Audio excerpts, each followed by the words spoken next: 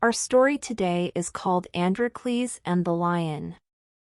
This story takes place in Rome, where a Greek slave named Androcles escaped from his master and fled into the forest. There he wandered for a long time until he was weary and well-nigh spent with hunger and despair. Just then he heard a lion near him moaning and groaning and at times roaring terribly.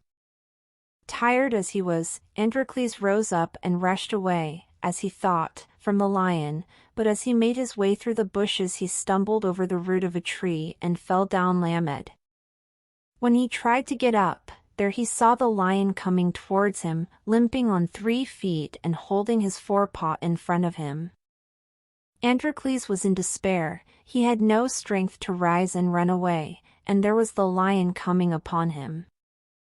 But when the great beast came up to him, instead of attacking him it kept on moaning and looking at him. He saw that the lion was holding out his right paw. It was covered with blood and much swollen. Looking more closely at it, Androcles saw a great big thorn pressed into the paw, which was the cause of all the lion's trouble.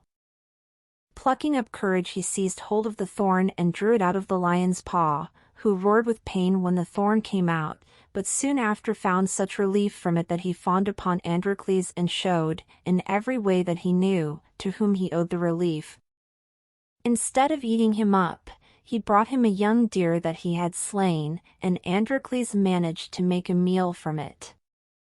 For some time the lion continued to bring the game he had killed to Androcles, who became quite fond of the huge beast.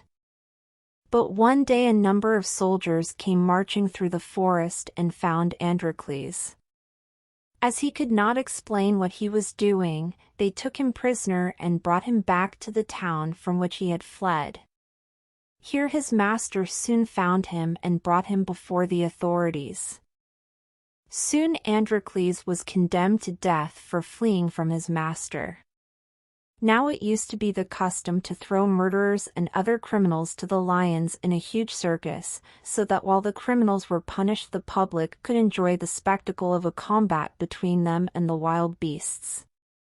So Androcles was condemned to be thrown to the lions, and on the appointed day he was led forth into the arena and left there alone with only a spear to protect him from the lion. The emperor was in the royal box that day and gave the signal for the lion to come out and attack Androcles. But when it came out of its cage and got near Androcles, what do you think it did? Instead of jumping upon him, it fawned upon him and stroked him with its paw and made no attempt to do him any harm. It was of course the lion which Androcles had met in the forest. The emperor, surprised at seeing such a strange behavior in so cruel a beast, summoned Androcles to him and asked him how it happened that this particular lion had lost all its cruelty of disposition. So Androcles told the emperor all that had happened to him and how the lion was showing its gratitude for his having relieved it of the thorn. Thereupon the emperor pardoned Androcles and ordered his master to set him free, while the lion was taken back into the forest and let loose to enjoy liberty once more.